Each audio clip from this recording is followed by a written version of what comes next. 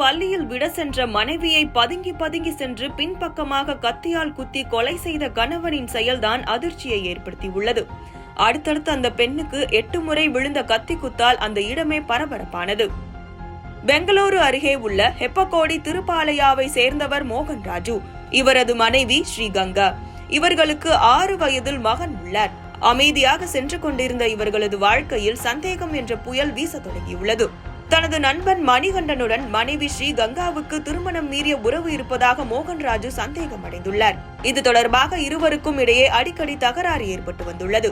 ஒரு கட்டத்தில் ஆத்திரமடைந்த ஸ்ரீகங்கா தனது மகனை அழைத்துக் கொண்டு தாய் வீட்டிற்கு வந்துள்ளார்.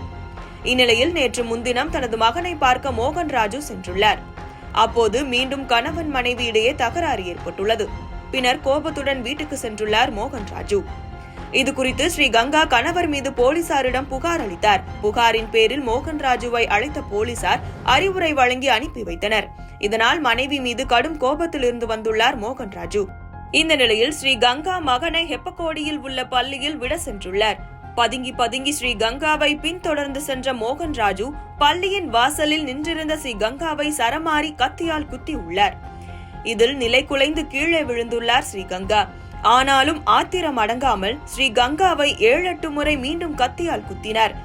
இதை பார்த்த அங்கிருந்தவர்கள் பதறி அடித்துக் கொண்டு ஓட்டம் பிடித்தனர்.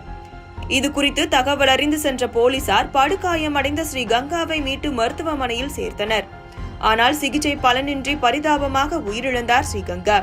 இதனையடுத்து மோகன்ராஜை கைது செய்த போலீசார் அவரிடம் விசாரணையில் மோகன்ராஜின் நண்பன் மணிகண்டனுக்கும் ஸ்ரீகங்காவுக்கும் தொடர்பு இருப்பதாக சந்தேகம் அடைந்துள்ளார். இதனால் கணவன் மனைவி இருவருக்கும் இடையே தகராறு ஏற்பட்டுள்ளது. இதனால் ஏற்பட்ட கோபத்தில் மனைவியை கொன்றது போலீசாரின் விசாரணையில் தெரிய வந்துள்ளது. பின்னர் மோகன்ராஜு மீது வழக்கு பதிவு செய்த போலீசார் நீதிமன்றத்தில் ஆஜர்படுத்தி சிறையில் அடைத்தனர்.